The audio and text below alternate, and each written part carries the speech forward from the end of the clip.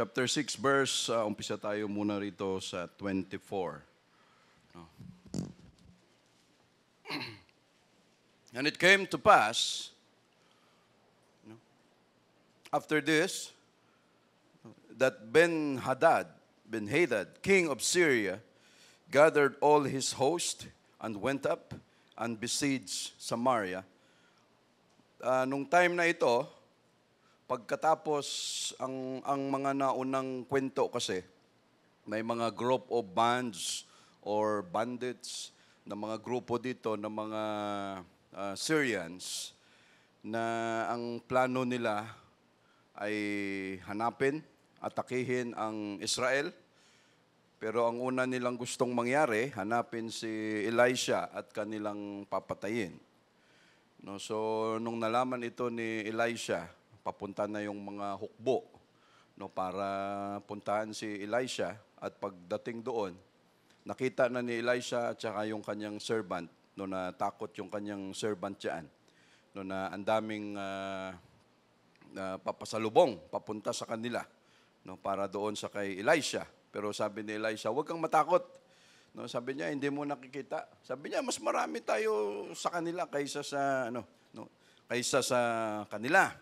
Yung tinutukoy ni Elisha, yung mga chariots of fire, yung mga chariots, mga anghel na andoon sa kalangitan. So sabi ni Elisha, Lord, buksan mo nga ang kanyang mata, spiritual eye, para makita niya kung anong nakikita ko. So nakita yun ng servant. At ang ginawa ni Elisha, sabi niya, okay, Lord, bigyan mo nga sila ng blindness. So, nabulag sila, nilid sila ni Elisha, papunta sa loob ng Samaria.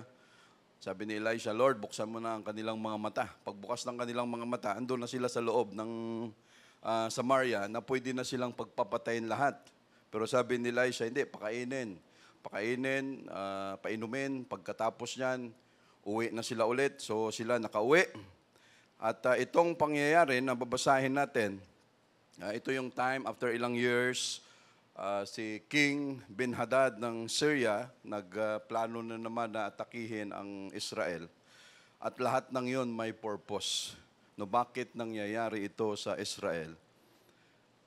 Sa verse 25, and there was a great famine in Samaria, sobra ang taggutom na dinadanas ng mga tao sa Samaria. Samaria was the capital of Israel, Northern Kingdom. Tama? Ang Southern Kingdom, capital is Judah. Divided kingdom ang pinag-uusapan natin dito. And behold, they besieged it. Kinubkob nila ito, until an ass's head was sold for 80 pieces of silver. Yung ulo ng asno, tama ba? As. Ay binibenta ng 80, 4 score is 1 score is 20. So 4 is times 20, 80 pieces of silver. Sa ibang bansa, ang ulo ng baboy, tinatapon na yan. Mga laman loob, tinatapon na. Dito sa atin, kahit pusa at aso manggigigil kasi wala silang matitikman.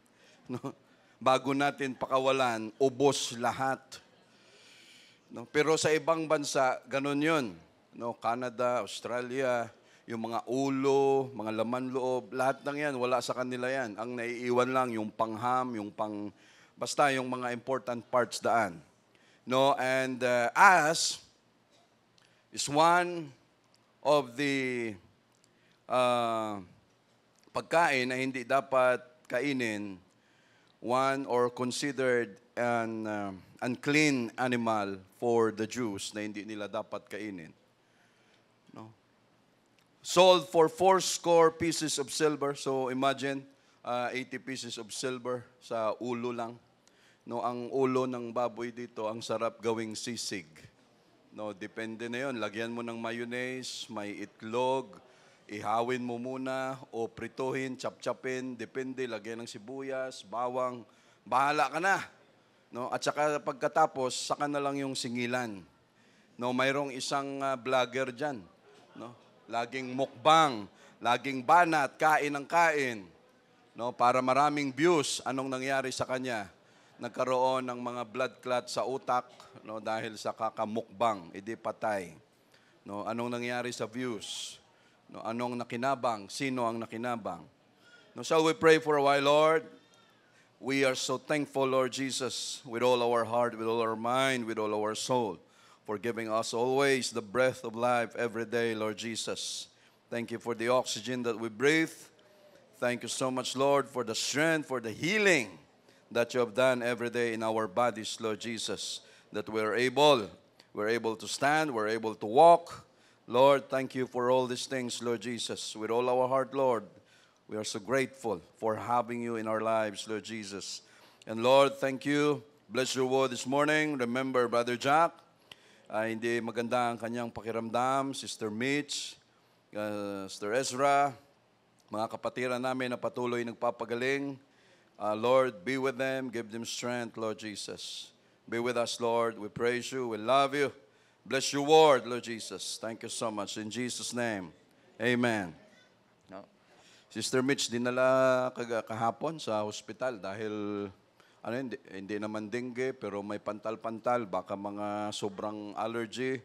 Si Sister Ezra, namasyal din sa hospital kahapon. No? Dinala ni brother ngayon, Brother Raymond, alam mo na. Binitbit niya pa hospital kasi UTI din. Bibiroan niya kami, UTI?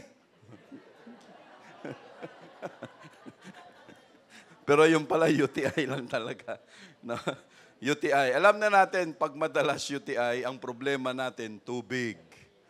No, yun talaga yun, walang iba. At pag madalas, palagi tayong may UTI, ang mabubugbog yung kidney natin. No, so tubig lang ang katapat niyan, mga kapatid, huwag nating kalimutan. No, kahit nagtatrabaho, tubig, tubig, tubig. No, huwag natin palitan ng right and light. No? May right and light tayo diyan. Pamalit sa Coke, pamalit sa Royal, pamalit sa Sprite. Brother, wala kayong Coke? Wala. Sige, sa labas kami bibili. No, kasi sa labas mayroon. No? Pero ang tubig, mga kapatid, huwag nating palitan yan. Tubig pa rin. No, kasi mahirap din. Ayaw natin ma-hospital, ayaw natin magkasakit. But God's still good. Na kahit ang dami nating pagkukulang sa katawan, ay pinapalampas niya tayo at tinutulungan pa rin niya tayo. No? So, ito, so we say praise the Lord. And the fourth part of a cob of dove's dung for 5 pieces of silver. No, yung ikaapat na parte o 1/4 ng tipak, no, tipak ng dumi ng kalapate binibenta ng 5 pieces of silver, no? Yung anong tawag doon, parte o takal, no, dumi ng kalapate. Imagine, sino na sa atin nakatikim ng dumi, no? No, nung kabataan natin, no, hindi ka nabantayan ng nanay, tatay mo, pagbalik niya, lumalangoy ka na eh, no? Ay, anong ginagawa mo diyan, nay, no? hindi na bantayan. But this time, mga kapatid, because of too much famine, sa sobrang taggutom, dahil sila napaikutan ng kalaban, walang in, walang out, walang ng mga goods, ng economy, bagsak lahat hanggat sa umabot sila sa time na ito na ang mga bagay, pagkain na hindi nila dapat kainin because that was considered unclean na mga pagkain para sa kanila, wala silang choice kung hindi kainin. No? Hindi dapat nila gawin yon. Imagine, pati dumi ng kalapate, binibenta na para sila may makain. Ang dumi ng kalapate, sobrang taas ng enzyme. No? At pag yan, may marami kang kalapate na sa bubong ng bahay mo, sa sobrang tapang, dami ng enzyme na mayroon ang kalapate, mabilis masira ang bubong mo. At ang dumi ng kalapate sa ibang bansa, yon ang iniipon, nilalagay sa malalaking mga swimming pool, panghalo doon, grabe ang amoy, pero yon ang pinaka-the best para pampalambot ng mga tela.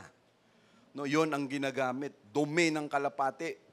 Pag binabad mo yung tela mo doon, gusto mong talagang lumambot ng gusto, mga leather na yan, mga tannery, yun ang ginagamit nila, dumi ng kalapate, para ibabad doon 28 days, 30 days, 7 days, pagkuha nila, iba ang lambot ng tela. Para doon yun. No, pero imagine, kakain ka. No, sa ibang bansa, just like Africa, may mga bansa sa Africa dahil sa sobrang tagutom, dahil walang ulan, no, wala silang ma-harvest, wala silang pagkain, sa somewhere in Africa, yung mga putik na mayroon sila, ang gagawin ng mga tao doon sa putik, gagawin nilang cookies. No, yung ipaplat nila yon, pabilog, or depende, o may Hello Kitty na style, o teddy bear. Depende, patutuyuin nila yan, pagkatapos matuyo o iinitin pa nila, lulutuin, pagkatapos yung mga kabataan, bigyan isa-isa, cookies na. Putik yun. No, yun ang kanilang ginagawa dahil sa sobrang gutom. Tayo, nakaranas na ba tayo ng gutom? No. Pag hindi pa, no, utang natin yan lahat sa Diyos natin. Because of our God, mga kapatid. No, hindi natin naranasan ang mga bagay na yan. Ang nararanasan natin kung paano ubusin yung pagkain sa lamesa natin. No, hindi nagkukulang ang Diyos natin, mga kapatid. No, sobra-sobra. Pero mamaya makikita natin bakit ganito ang nangyari sa kanila dito. No, na umabot sila sa punto na ganito ang mangyayari, na yung mga pagkain considered unclean, mga madudumi na hindi nila dapat kainin, bakit napwersi silang kainin? Yung dumi mismo na hindi dapat kainin, bakit napilitan silang kumain? Bakit nagkaganito ang takbo ng kanilang buhay, mga kapatid? The title of our preaching, Keep on Going. Keep on going. Yung kanta natin kanina, yung Sister Galen, even though when I don't see it, He's working, ano pa yung nakalagay doon, just keep on going. God is still working. No, kahit pakiramdam natin walang nangyayari, just keep on believing, just keep on going, mga kapatid. Dahil yon ang choice na dapat nating gawin. So, okay. Fourth cup, pati dumi, so iniisa-isa dito, mga kapatid. Sa verse 26, and as the king of Israel was passing by upon the wall, there cried a woman unto him, saying, Help me, or help my Lord, O king. Habang ang hari ay naglalakad doon sa kanyang pwesto, no, mayroong isang babaeng sumigaw at humingi ng tulong sa kanya. Ang sabi ng hari, and he said, 27, if the Lord do not help thee, kung ang Panginoon ay walang maitulong magawa sa iyo, when shall I help thee? No, ako pa kaya? Out of the barn floor or out of the winepress? No, sa giikan ba? No, o sa ubasan? Saan kita matutulungan? Verse 28, and the king said unto her, What aileth thee? No, anong nangyayari sa iyo? Anong problema mo? Sa 28, and she answered, This woman said unto me, Give thy son. No, ang babaeng ito, sabi niya sa akin, ibigay mo yung anak mo para kainin natin ngayong araw. No, cannibalism. No? Yung mga anak ng Diyos na tinuring, ngayon mga cannibals na. Grabe ang shifting, ano? Ikaw na may Diyos, ikaw na tinuring na may tunay na Diyos, ikaw na may Diyos na sinasabing God created the heaven and the earth, lahat Kanya, heaven is my throne, the earth is my footstool, tapos ngayon, ang kapwa mo, laman mo, kakainin mo. Nasaan ang Diyos nila? Ano ang nangyari? No? Grabing irony, ano? Irony. Bakit nagkaganito? No? Na ang Diyos nila andyan very visible, pero dumating sa punto na maranasan nila ang ganitong klaseng bagay. Ang sabi ng babae sa akin na ito, ibigay mo yung anak mo upang lutuin, ihawin natin. Ngayong araw, kakainin natin dahil wala na tayong makain. And we will eat my son tomorrow. No, at bukas, kasi sabi niya, anak mo muna. Bulalo? No? Si Idi Amin, si marami. Pag ang tao dumating sa punto na ginagawa na ito, sira ulo na yun. Baliw. Wala na sa wisyo pag ganon ang kakayanan na pwedeng magawa ng tao. Sige, anong part? Yung ulo? Bulalo? Brother Norman? No? Brother Wilfred, anong part? Yung patatim? No? No? Magsisig tayo rito, magham. Imagine mga kapatid. No, anak yun nung isa doon. Sabi niya, pag naubos natin ito dahil sa sobrang gutom, ang importante malamanan yung tiyan natin at pagkatapos, yung anak mo naman. Why? May reason mga kapatid, bakit pinadaan sila ng Diyos sa ganito katinding sitwasyon. No? Nakalain mo, gano'n ang gagawin mo. No? Iniisip mo pa lang, hindi mo na maisip. No, na ganun ang gawin ko. No, paghatian natin yung anak mo, pagkatapos akin naman. No, ano na yan? Cannibalism. Wala na yan. It's a devilish na klase ng mga hakbang, mga aksyon. Sa 29, yan, ang kanilang menu ito sa 29. So we boiled my son. Sus, grabe ano? We cannot imagine, mga kapatid. Pinakuluan namin ang anak ko kasi medyo na rin siya, medyo makunat na yung balat, yung karne. No, so, no, ano ba yun? Kahoy lang, pressure cooker, o, no? We boiled my son, no, it's an act of cannibalism, and did eat him. No, kinain namin, and I said unto her on the next day, give thy son, grabe naman ang gutom nila, na sa isang araw lang, naubos nila yung isang bata, tapos kinabukasan, yung anak mo na naman. No? Grabe na gutom. Pero andyon ang tunay na Diyos nila. No? Tapos ang Diyos na yun, nakatingin lang. No? Kailangan yung pagdaanan yan. For what reason? Give thy son that we may eat him, and she hath hid her son. Ay, siyempre. Di bali na basta yung sayo na wala, basta yung akin wag lang. Ganon ang nangyari. Why, mga kapatid? So we boiled my son and did eat him. And I said unto her on the next day, give thy son that we may eat him. And she had hid her son. Daan lang tayo konti, mga kapatid, sa Deuteronomy chapter 28 for us to know the reason bakit kailangan pagdaanan nila ito. Chapter 28, verse 45. Mabilisan lang.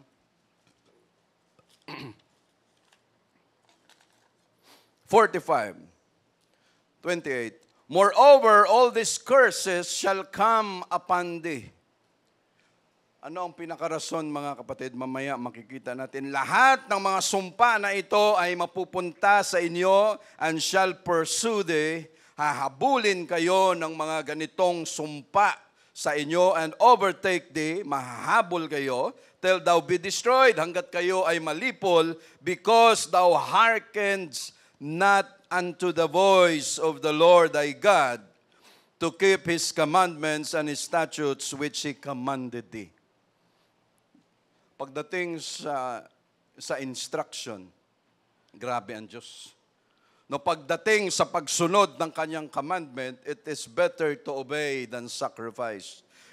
No, at ito ang pwedeng mangyari dahil hindi sila sumunod sa kautusan, sa salita, sa boses ng Diyos. Kaya yung mga curses na ito pwedeng mangyari sa kanila, and it was prophesied by Moses na ito ay mangyayari because of sin, because of disobedience. Grabe, ano? Pag ang tao pala, mga kapatid, tambak-tambak na yung kasalanan. Pag ang tao, ang dami ng atraso sa Diyos. Pag ang tao wala nang ginawa, kung hindi puro na lang kasalanan, expect mo na yung kanyang buhay talaga, spiritually, no, talagang gutom sa salita ng Diyos. No, may cannibalism na kung ano nang pwedeng mangyari, and physically, it can also happen na talagang pwede silang mamatay sa klase ng gutom because of the curses na inihanda ng Diyos. Sa 46, and they shall be upon thee for a sign and for a wonder, and upon thy seed forever. No, ganito ang mangyayari sa kanila. Yan ay maging senyales, yan ay maging wonder, yung mga kagila-gilalas ba yan? Yung wonder? And upon thy seed, sa iyong mga anak magpakailanman, because thou serve not the Lord thy God with joyfulness. Dahil hindi kayo naglingkod sa Diyos na may kagalakan, and with gladness, may kasiyahan ng inyong puso for the abundance of all things. No, dahil sa kasaganaan ng lahat ng ito, ang Diyos talagang naniningil, whether good or bad. Verse 48, therefore shalt thou serve thine enemies. Ito na, mga kapatid. Dahil dyan, kayo ay maglilingkod sa inyong mga kaaway, which the Lord shall send against thee. No, ang Diyos din ang gagawa, ang siya rin ang magpapadala dahil sa kanilang disobedience, hindi sila nakikinig sa kanilang Diyos, sa Word of God, and send against thee in hunger and in thirst and in nakedness, no, sa kagutuman, sa kauhawan, no, sa kahubaran, and in want of all things, no, lahat ng inyong mga pangangailangan, he shall put a yoke of iron upon thy neck until he have destroyed thee. No? Ang mga kalaban ninyo ay maglalagay sa inyo ng mga yoke, ano sa Tagalog, mga pamatok na mga bakal hanggat sa kayo ay mabuwal, because you did not listen to the word of God. 49, and the Lord shall bring a nation against thee. Ibig sabihin, mga kapatid, lahat ng nangyayari sa Israel, lahat plano pa rin ng Diyos. Lahat ng nangyayari sa buhay natin, mabuti man o masama, pag masama, dahil tayo maraming atraso sa Diyos, God permit it na mangyari sa buhay natin para mahirapan tayo at para tayo makarealize at muling bumalik sa Diyos. No? Against thee, from far, no, sa magpapadala siya ng bansa, no, na malayo sa inyo, malayong nasyon, from the end of the earth, as swift as an eagle, or as the eagle flieth, a nation whose tongue thou shalt not understand. Sabi niya, mga nasyon ito na hindi nyo alam ang mga wika, yung kanilang mga kilos ay mabibilis, yan ang aatake sa inyo para kayo ay pahirapan. 50, a nation of first countenance, ang nasyon na may mga matatapang, mga mababangis na mga mukha, which shall not regard the person of the old, nor shew favor to the young. No, yung mga tao na yan na ipapadala ko, wala silang pakialam kung ikaw ay matanda na. Kung ikaw ay bata pa, sanggol, wala silang pakialam. Basta pag sinabing patay, ikaw ay patay. No, yan ang ipapadala ng Diyos. And he, ito ang mga malala dito, mga kapatid, base sa binasa natin kanina, and he shall eat the fruit of thy cattle, and the fruit of thy land. No, kakainin nila yung mga bunga ng inyong mga bakahan, mga bunga ng inyong mga lupa, until thou be destroyed, hanggat sa kayo ay malipol, maubos, which also shall not leave thee either corn, wine, or oil, or the increase of thy kine, or flax of thy sheep, until he have destroyed thee. So lahat ng mayroon kayo ay kanilang uubusin, wala silang ititira, and he shall besiege thee in all thy gates. No? Kayo ay kukubkubin sa lahat ng inyong mga trangkahan, mga pintuan, until thy high and fenced walls come down. No, yung mga pinagmamalaki nyong mga matataas na wall, mga fortress, lahat ng yan ay babagsak, masisira, wherein thou trusted. No? kung saan doon kayo nagtitiwala. Kung ano ang mayroon kayo, sabi niya, lahat ng yan na pinagkakatiwalaan ninyo ay babagsak. Throughout all thy land, and he shall besiege thee in all thy gates, throughout all thy land, sa lahat ng inyong lupa, which the Lord thy God hath given thee. No, na ibinigay sa inyo ng Panginoong Diyos, 53. And thou shalt eat the fruit of thine own body. Yung binasa natin kanina, mga kapatid, kung yun lang ang babasihan natin, bakit hinayaan ng Diyos na mangyari sa kanila yon? Dito pa lang sa Book of Moses, Deuteronomy, ang Diyos pala may warning na sa kanila. The time will come if you will not follow the word of God. Pag puro kayo kasalanan, pag puro kayo disobedience, mangyayari sa inyo ito. No? May purpose pala ang Diyos. So, sa 53, and thou shalt eat the fruit of thine own body. No, yung bunga ng inyong sariling katawan, physically, mga anak. No, sabi niya, kakainin ninyo. The flesh of thy sons and of thy daughters. Yung laman ng inyong anak na lalaki, mga anak na babae, kakainin ninyo yan, which the Lord thy God hath given thee, na ibinigay sa inyo ng Panginoon, in the siege, sa pagkubkob, in the straightness, no, pag, yung sobrang higpitan na, wherewith thine enemies shall distress thee. No, ay talagang pahirapan kayo ng inyong mga kalaban. Grabe, ano? Pag tayo may atraso sa Diyos, hindi natin na-settle sa Diyos, and if God will allow it, just like Satanas, pag siya magbigay ng command, okay, gawin mo lahat, ang pwedeng gawin mo lahat. No, okay sa akin yan, pahirapan mo. No, ang hirap pag ganun ang utos ng Diyos. But Lord, we are so thankful that we are the apple of your eye. Hindi mo hinahayaan na mangyari sa amin ang mga ganitong bagay, Lord Jesus. Thank you so much, Lord Jesus. No? So, 54, so that the man that is tender among you, kahit yung tao no, na mahinahon, ang tao na maramdamin, no, yung kalmado lang, and very delicate. No, ano bang delicate sa mahinhin? His eyes shall be evil toward his brother. No, yung taong matino, magiging masama ang kanyang tingin sa kanyang kapwa, brother, sister, toward the wife of his bosom, no, and toward the remnant of his children which he shall live. No, pati sa kanyang mga anak, yung mga natitira, so that he will not give to any of them of the flesh of his children, whom he shall eat.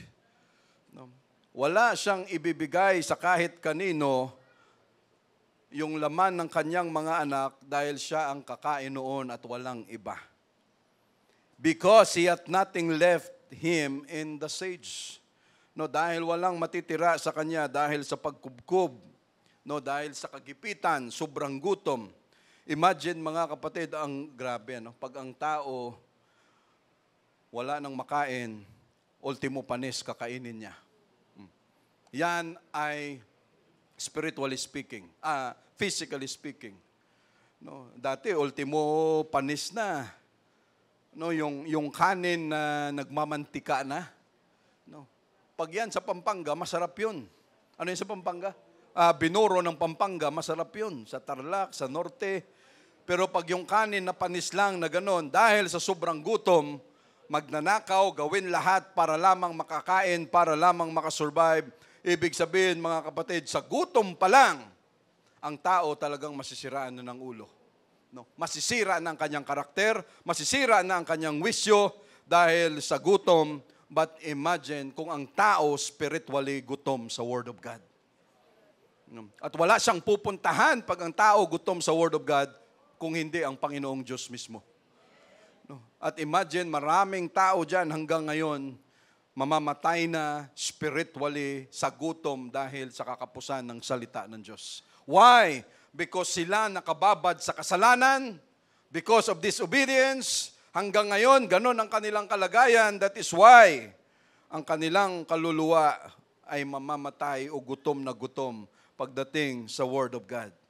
And in the straightness, sa 55, wherewith thine enemies shall distress thee in all thy gates.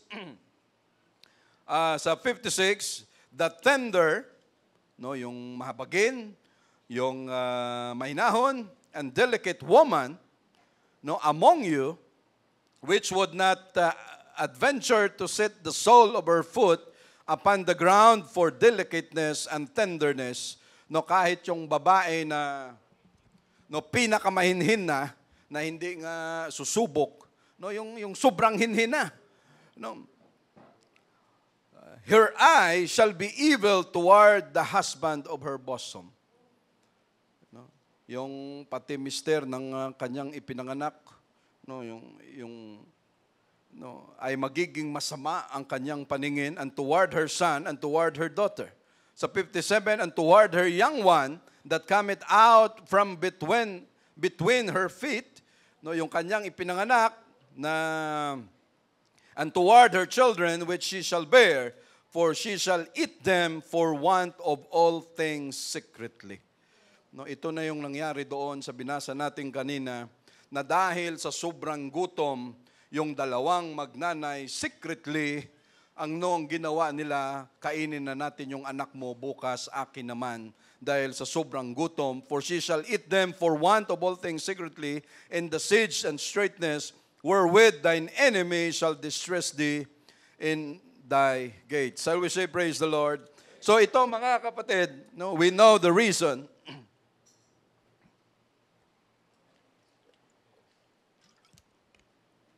No, bakit nangyari ito sa kanila? They have a living God. Mayroon silang Diyos na nagpakain sa kanila out of Egypt into the promised land.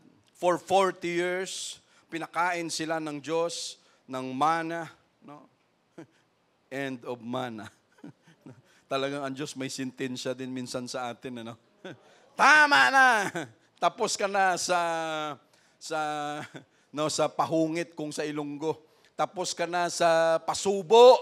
Now it's time to work. It's time, kaya na yan. No, so during this time, mga kapatid, imagine ang Diyos nila na naglabas sa kanila sa Egypt, 6 million people pinakain ng Diyos every day.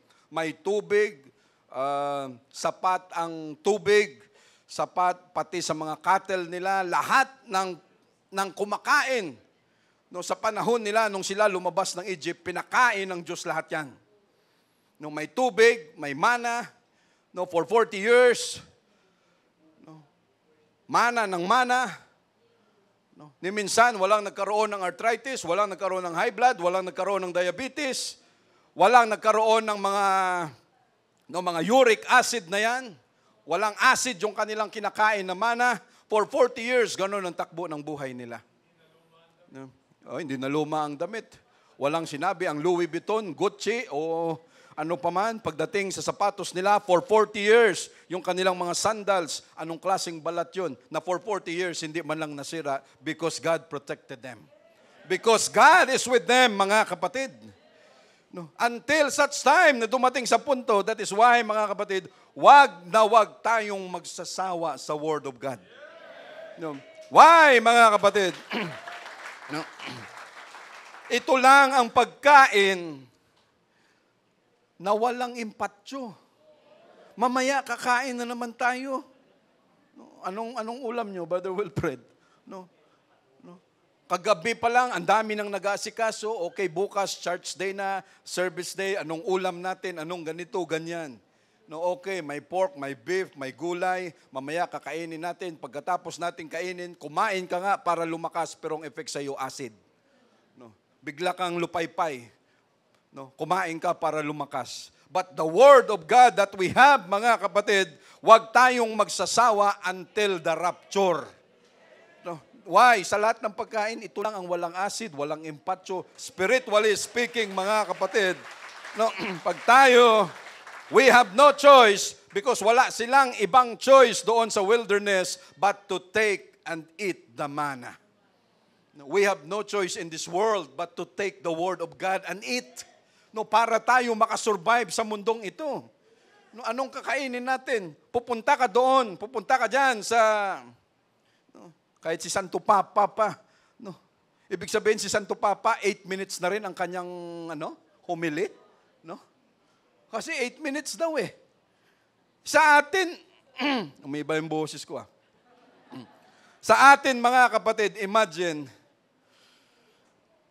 pag 8 minutes lang ang ating preaching dito, ang ating, just imagine. Yun na lang sana ang way ng Diyos na marinig ang kanyang salita kahit sila. Sabihin na natin, hindi natin alam kung anong kanilang pinagtuturo, but it is still the Word of God. May salita pa rin ng Diyos ang kanilang tinuturo. Sa lahat ng dapat bawasan, bakit Word of God pa? Hindi ba sila nagbabasa rito? Anong sabi ng Word of God? Natutulog, nahihiga, naglalakad, nakaupo, kumakain. Lahat ituro ang Word of God. Tapos ngayon, kita natin kung paano mag-work ang demonyo sa ngayon. Lahat i-demolish niya. Para mawala na lahat ang kaisipan ng tao. So ganon ang nangyayari mga kapatid. Imagine, yon ang Diyos nila na nag-supply sa kanila ng lahat. And then time will come because of disobedience, because of sins, mga kasalanan, ano ang nangyari? Parang ang Diyos nila ngayon walang magawa. Ang Diyos nila na nagpakain sa kanila tapos ngayon, ultimo anak nila kakainin nila dahil walang makain. Ano ang nangyari? Hindi ang Diyos ang may kasalanan, mga kapatid, kung hindi sila. So sa verse 30, and it came to pass,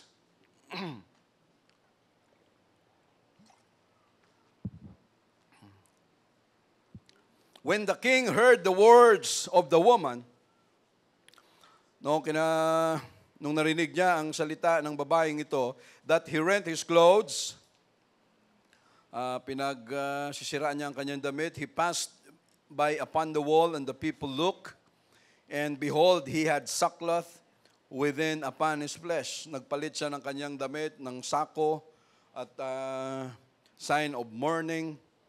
Bakit gano'n na ang nangyayari sa kanyang kaharian? It was Jehoram, King Jehoram time na ito. And then he said, God, do so and more also to me, if the head of Elisha, the son of Shaphat, shall stand on him this day. Ang taong masama, just like King Jehoram, always blame Elisha for his own trouble.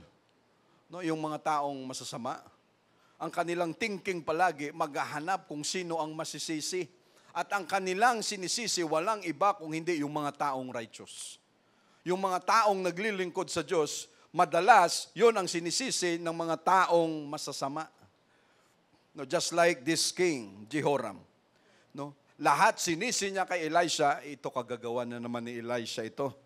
Parang si Jezebel, si Ahab, wala silang sinisisi kung hindi ang man of God, ang mga propeta, yon ang kanilang sinisisi palagi. Yon ang problema mga kapatid, dahil ang taong masama, hindi niya talaga ma-recognize na siya ay masama. Yun ang pinaka-problema. But Elisha sat in his house, and the elders sat with him. Nakaupo doon, nagkukwentuhan grabe, yung dalawang magnanay kanina sa gutom, kumakain na sila ng katawan mismo ng kanilang anak. But the man of God, nakuha pang makipagkwentuhan sa mga, imagine mga kapatid, pag sinabi natin, ang Diyos ba may kinikilingan? Mayroon! Ang Diyos ba may ginapasulabi kung sa Ilonggo pa? Ang Diyos ba may importanteng tao sa Kanya? Mayroon! May favoritism? Mayroon! At tayo yun mga kapatid. While the world, ano ba itong boses ko? Habang ang mga tao sa mundo, gutom. Tatawa ako sa boses ko. Yung mga tao sa labas, gutom na gutom. Just like pandemic, naranasan natin. Yung iba nag-aagawan. Nagkaroon ng pantry, community pantry. Ang sabi, kumuha ka ng itlog dyan. No. Ayon sa iyong pangangailangan. No. Ang kinuha, ayon sa iyong kasakiman. No. Yung kinuha, yung buong tray, buong barangay ang kanyang bibigyan. Why, mga kapatid? Sa sobrang gutom. But on that day and that day before, yung araw na yan, no, ilang taon ang pandemic. But the question is, sobrang tindi ng 2 taon na yon. No, walang galawan, wala kahit anong paman. But every time we think of those things, pinabayaan ba tayo ng Diyos? No. Ang Diyos ba nagkulang ng ating makakain? Ang Diyos ba nagkulang ng ating inumin, kape, sabon, lahat? Habang may mga tao, mga kapatid, na namamatay na sa gutom, sa sakit, but during that time, tayo nakuha pa nating ay, kamusta ka na? Okay lang kami. O kamusta na yung bigas mo? 5 sako pa rin. No? Saan ka nakakita niyan, mga kapatid? Pero habang yung iba ay talagang sira, no, namamatay na, but Lord, we are so thankful na hindi mo kami pinabayaan. Hindi mo kami pinabayaan, Lord Jesus.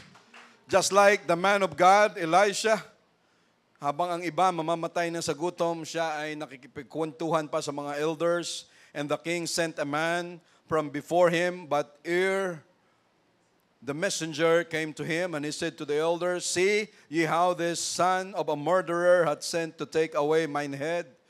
No, look, when the messenger cometh, shut the door, and hold him fast at the door. Is not the sound of his master's feet behind him? Sabi ni Elijah, no, may darating dyan na inutusan ni King Jehoram. Yan ay darating para pugutan ng aking ulo dahil iniisip niya na ako na naman ang may kagagawa nitong gutom. No, so pagdating niya mamaya, tulak niyo ng gusto yung pinto na wag siyang makapasok. No, sabi ni Elisha, dahil yung kanyang master ay nakasunod sa kanya. 33, and while he had talked with him, no, grabe, no? Parang may ano talaga to eh. Ang prophet is always advanced. No, nakikita niya beforehand kung may paparating, may masama, ganon. No? Because ang protection ng Diyos andun sa kanya. And while he took with him, behold, the messenger came down unto him, and he said, behold, this evil is of the Lord. What should I wait for the Lord any longer? Na bakit pa ako mag-aantay ng matagal-tagal sa Panginoon? Verse 1 sa chapter 7, dito tayo mga kapatid. Then Elisha said, hear ye the word of the Lord. Thus saith the Lord, tomorrow, about this time, shall a measure of fine flour be sold for a shekel, and 2 measures of barley for a shekel, and in the gate of Samaria. No, bukas din ang presyo ng mga harina, mga flour, ganito na lang kamura, no, ganyan ang mangyayari bukas doon sa tindahan, sa pintuan, sa gate ng Samaria. No, biglang mababago ang kabuang kwento, no, biglang magmumura. Sa 2, then a Lord on whose hand the king leaned answered the man of God and said, behold, if the Lord would make windows in heaven, might this thing be? No, and he said, behold, thou shalt see it with thine eyes, but shall not eat thereof. Yung pinadala ng hari na papatay sa kanya, ang sabi sa kanya, mangyayari lang siguro yan pag binuksan ng Diyos ang mga bintana doon sa langit, no, para magmura yung pagkain. Sabi niya, mangyayari lang siguro yan pag ganun ang ginawa ng Diyos. Pero ang sabi ni Elisha, makikita mo yan, thou shalt see it with thine eyes, pero hindi ka makakakain yan dahil hindi ka naniwala. Sa verse 3, dito mga kapatid, and there were 4 leprous men, no, sakto lang yan sa oras natin, may 4 na kitungin at the entering in of the gate, and they said one to another, why sit we here until we die? Mayroong 4 na kitungin, kasi sila lang naman ang pwedeng makipagbarkada. No? Sila lang ang pwedeng makipagkwentuhan. No? Tayo-tayo na lang dito kasi no, pareho tayong may COVID. So, pwede na. Pero hindi tayo pwedeng makisama sa iba kasi yon ay kanilang batas na pag may ketong ang isang tao, you are outside of the camp, wala kang silbi sa lipunan. Yan ang papel mo. Wala kang kwenta, wala kang outcast ka. No? So imagine, may sakit ka na emotionally, devastated ka, damage ang emosyon mo, mahal mo sa buhay, gustong lumapit, tulungan ka, wala silang magawa dahil hindi rin sila pwedeng lumapit sa iyo. But this time, 4 sila ang may ketong, sila na lang ang nag-uusap, no? And leprosy was a type of sin. No, yan talaga ay kasalanan na turing na pag ikaw ay may kasalanan, dapat layuan ka. Dapat outcast ka, dapat hindi ka kasi baka makapanghawa ka. So ito ay they were separated, entering in the gate, and they said one to another, bakit lang tayo nakaupo dito hanggang mamatay? Meaning, mga kapatid, they have a choice. We have a choice.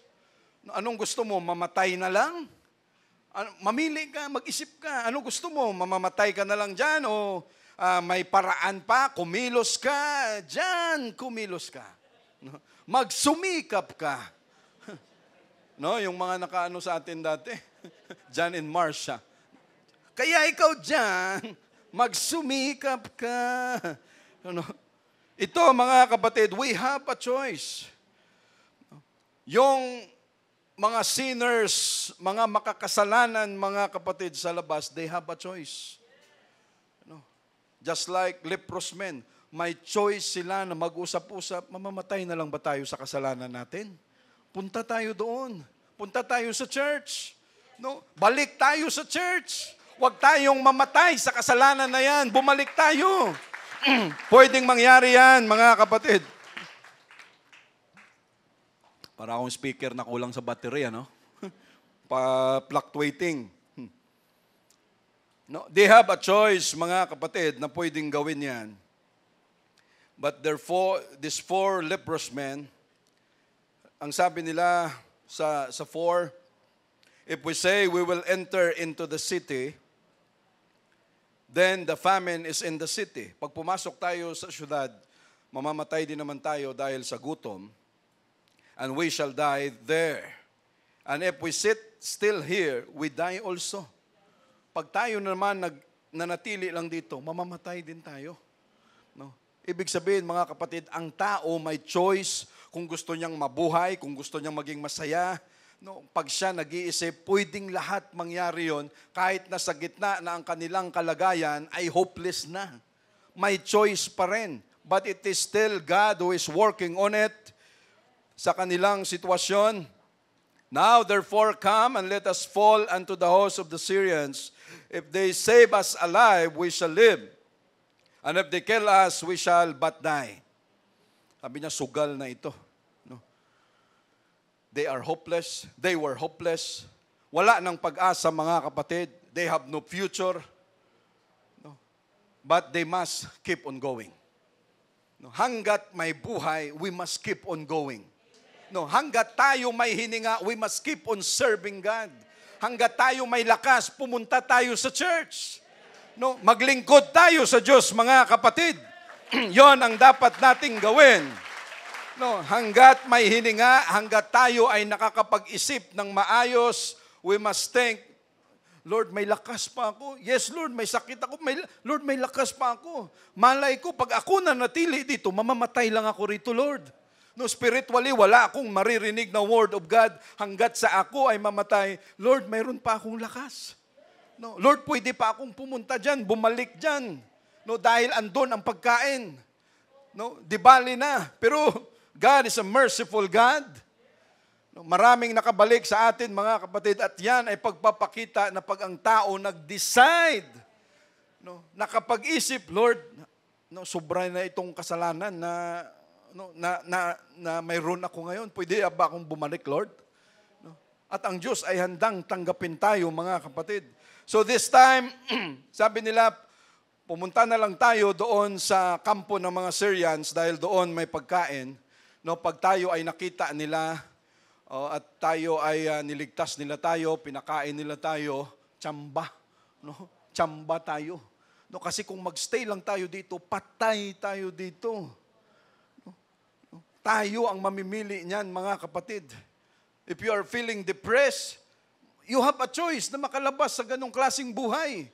No, kung feeling mo, problemado ka palagi, sa isip mo lang yun. No, may choice ka pa, lumapit tayo sa Diyos. Dahil mayroon siyang paraan, mayroon siyang way, mga kapatid. No? So, we shall live, and if they kill us, we shall but die. Sabi niya, ganun din naman. Ganun din naman tayo patungo. No, pag hindi tayo pumunta doon, patay tayo. Pag pumunta tayo doon, bigyan tayo ng pagkain, edi ayos, buhay. At least nagawa natin yung part natin. No? Kaysa naman sa wala tayong gagawin. Ano na sabi ni Mr. Banji? Lord, sabi mo, you try me. No, Lord, pag hindi ko ginawa ito, patay ako. Pero Lord, pag ginawa ko ito, baka may chance pa. May chance pa nga. Binigay si Jesus sa atin, mga kapatid. No, why? No. Minsan yung pera natin, hindi makatulong para tayo lumakas. No, may pera ka, may talent ka, may knowledge ka, may kung ano-ano ka man. Hindi yan nakakatulong minsan sa atin eh. Kahit anong gawin mo, nakakatulong ba yan pag tulog mo sa gabi? Lord, yung pera ko sa bangko, 10 milyon, pero sa palagay mo, makakatulog ka ng maayos? Hindi ganun. No, pero saan nakakatulog, mga kapatid? Saan tayo lumalakas? Yung tiwala natin sa Diyos. Yung faith natin sa Diyos na may magagawa pa ang Diyos natin, mga kapatid. So ito ang nangyari because nobody is available for God to do something. Walang available na magamit. No, para manguha kung ano ang mayroon sa Samaria, nobody would like to get out from the camp dahil sa gutom, dahil sa takot, dahil sila ay napapalibutan. God has no choice but to use these hopeless people. Akala natin minsan may mga bagay na walang kwenta sa palagay natin, but God will do and can do anything to prove to us na may magagawa siya.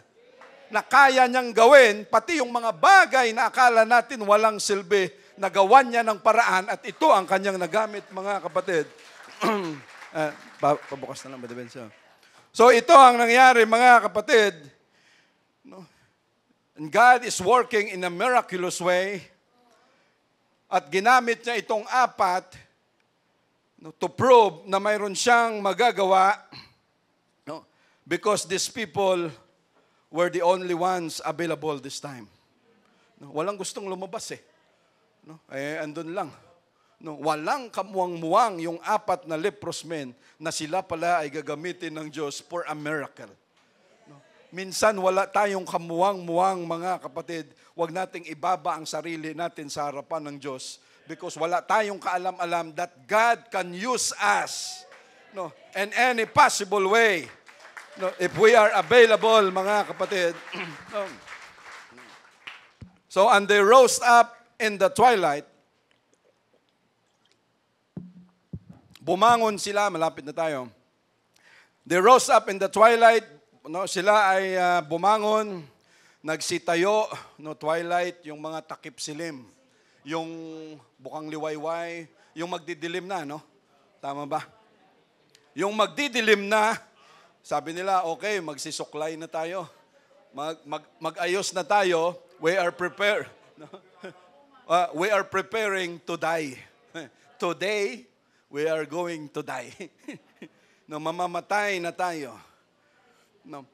Sabi niya, punta na tayo unto the camp of the Syrians, and when they were come to the uttermost part of the camp of Syria, nung sila ay paparating na sa pinakamalapit na part ng kampo ng mga Syrians, behold, there was no man there. No. Anong problema natin minsan? We are so afraid of the things na wala naman. We are fear or afraid of the unknown. Maraming mga thoughts sa kaisipan natin, mga kaisipan, maraming mga umiikot sa isip natin na akala natin totoo at tayo ay takot na takot. But God will do everything to prove to us na lahat ng iniisip mo hindi totoo, but just keep on going. Yung kinakatakutan natin, mga kapatid, akala natin minsan totoo, akala natin ganito, pero pagdating natin, because we just keep on going, Lord, natatakot ako, pero sige lang Lord, alam ko may magagawa ka. Alam ko may kakayanan ka, basta harapin, gawin ko lang ito. Pagdating mo doon, hindi naman pala totoo yung kinakatakutan natin. Marami na sa atin. Pumunta ng ospital, maraming sakit, ganito. Lahat na lang. Sabi ni Mr. Cyril sa akin, dapat ipagbawal ka eh. Iban ka dapat sa Google eh. Sabi niya, dapat iban ka dyan. Dahil pag-check mo kung ano-ano na yung At marami tayo dyan. Lord, thank you for the healing doon sa kay Brother Ed. Thank you, Jesus. Pagdating nila, walang tao. God can use anything. Those who are available, God can use it, mga kapatid. Because we are afraid of the things na hindi naman nangyayari. They were guided by God. They were led by God. O ganitong oras kayo dapat bumangon. Ganitong oras kayo dapat pumunta doon. Dahil pag madilim na, iba na ang thinking ng tao. Pag maaraw pa, malakas ang loob niya, diyan siya dumadaan. Pag gabi na, madilim na, ayaw nyo na dumaan diyan kasi may multo na. Kasi may kung ano-ano na. Kita natin kung paano maglaro ang ating isip. Pag gabi, okay. Dito, tutulog ka rito minsan, boom! Ay, may tao! Yung pala, mga pusa lang lahat. Andyan sa taas. Ano nangyari, mga kapatid? Malapit na tayo. For the Lord, hindi madali gumalaw at kumilos yung mga tao na may ketong. Andyan sa leprosarium, yung mga, tama ba yun? Yung dyan sa may tala, makikita mo, yung mga, nila, mga kamay nila, mga paa, parang nauubos na. Hindi madali ang kanilang sitwasyon, but they were guided by God to prove to them na mayroong dapat mangyari. At ang trabaho natin, mga kapatid, is to just keep on going. Mga time na kaala natin, hopeless na. Mga time na ayaw mo nang bumalik sa jars, just keep on going. Pagpakiramdam mo, parang inahatak mo na yung sarili mo. Just keep on going. Brother, sobrang sama na ng loob ko, bukas mawawala na yan. Just keep on going. Patuloy lang. Kasi yon ang kailangan gawin. Dahil pagpunta mo sa araw na yon, lahat ng iniisip mo, God will fix everything. Yung araw na ayaw mo na, pero pinakita mo pa rin sa Diyos, hindi Lord, gusto ko pa rin maglingkod sa iyo. Kahit matindi na yung naramdaman ko, hindi Lord, gusto ko pa rin pumunta. Pagdating mo rito, God will do everything for your favor. Para lang malaman at makita natin na Lord, talaga palang gumagalaw ka sa buhay namin. Lord, talaga palang umaaksyon ka. Verse 6, for the Lord, ito ang rason, for the Lord hath made the host of the Syrians to hear a noise of chariots and a noise of horses, even the noise of a great host. And they said one to another, Lo, the king of Israel hath hired against us the kings of the Hittites and the kings of the Egyptians to come upon us. Pagdating ng apat na kitungin, nasaan sila? Bakit naiwan yung mga kabayo? Yung mga damit nila, nagkalat kung saan-saan, yung mga pagkain, lahat. Bakit ganito ang nadatnan natin dito? Nasaan na sila? Ano ang ginawa ng Diyos? God works on confusion. He is a God of order. But God will work in confusion doon sa kanyang mga kalaban. Grabe ang Diyos, Isang senses lang natin, isang pag ginawa ng Diyos na ma-confuse. Just imagine, gabi kayo lumakad kasi pag gabi, hindi nila makikita, walang mga solar lamp nung time na yon, walang mga poste, wala kahit ano. So pag madilim na, naglalakad kayo, wala silang makita kahit ano. Pero ang gagawin ko, ipaparinig ko sa kanila na yung apak nyo, na apat mga kapatid. Just imagine. Lord, thank you so much. Just imagine yung apat na talagang, pare, pagod na ako pare. Sige lang, malapit na, mamamatay na rin naman tayo. Pare, pagod na ako eh. Ganon yung apak, pero pandinig ng kalaban, isang hukbo. Bung, bung, bung, bung, bung, bung, yung talagang ratsyada na parang nag-uunahan pa na, yung confusion, pandinig ng kalaban, ganun. Why? God can do anything. At ang papel nating mga kapatid, we must keep on going. No, patuloy lang tayo. Lord, parang ang hirap. Hindi, patuloy lang. Just keep on going. No, dahil ang Diyos gumagawa ng paraan at hindi siya makagawa ng paraan kung wala tayong participation. No, kung walang available, God can do nothing.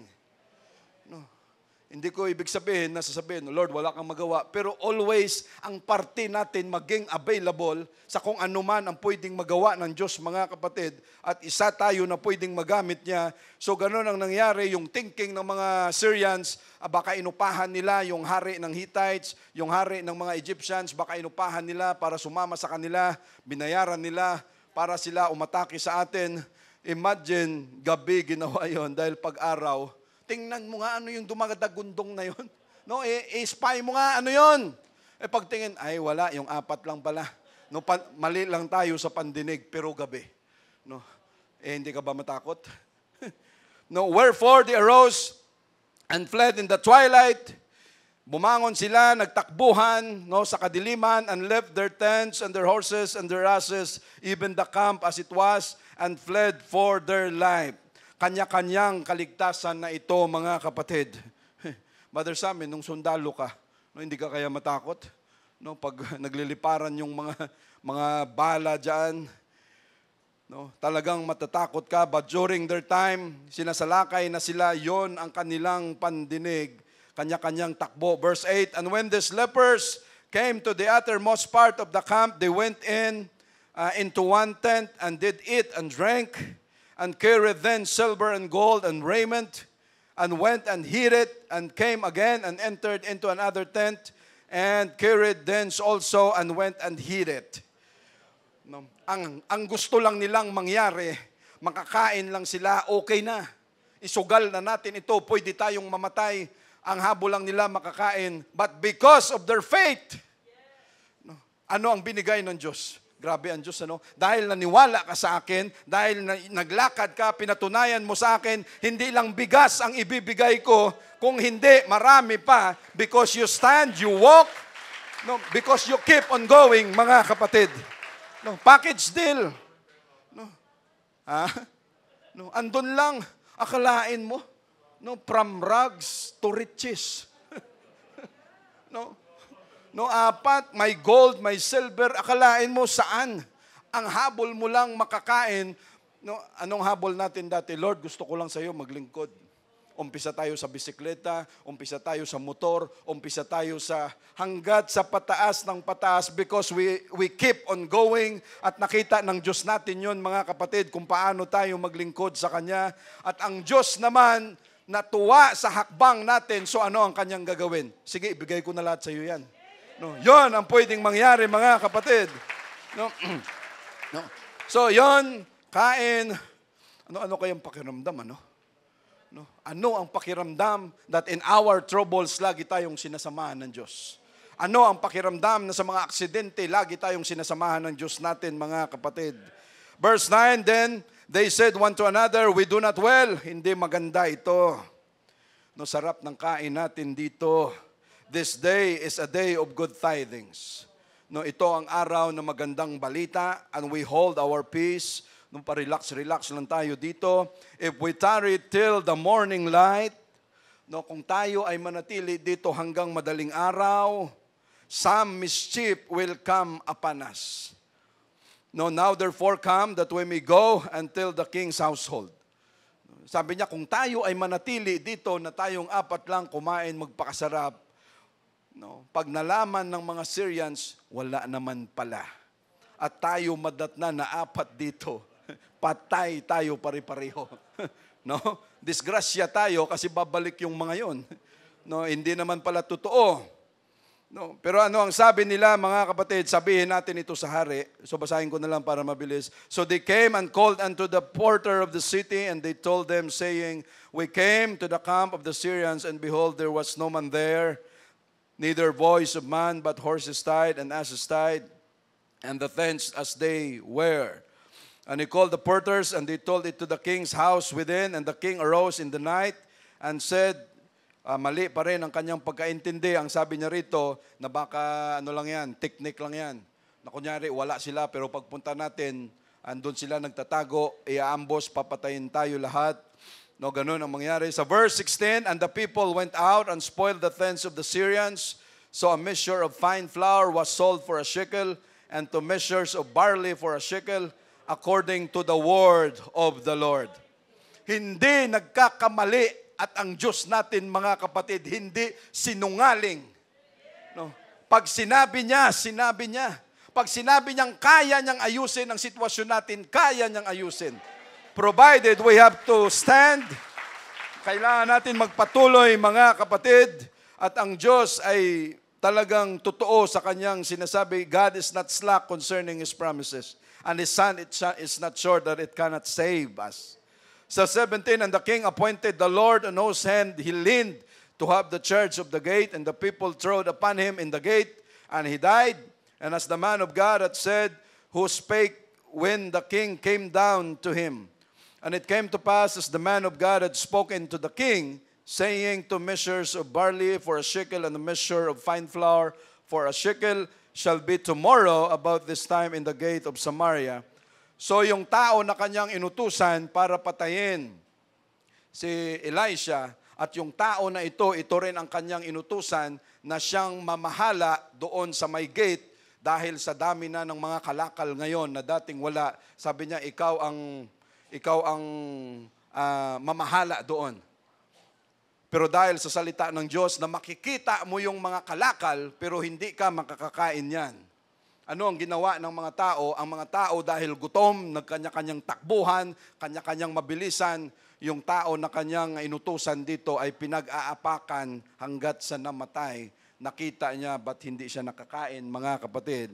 Sa verse 19, and that the Lord answered the man of God and said, now behold, if the Lord should make windows in heaven, ito yung sabi kanina, might such a thing be? And he said, behold, thou shalt see it with thine eyes, but shall not eat thereof. And so it fell out unto him, for the people trod upon him in the gate, and he died. Again, mga kapatid, let us keep on going. No, we must keep on going, on serving God, mga kapatid. No, may mga sitwasyon na hindi madali sa atin, but we have no choice but to keep on going. Thank you, Jesus.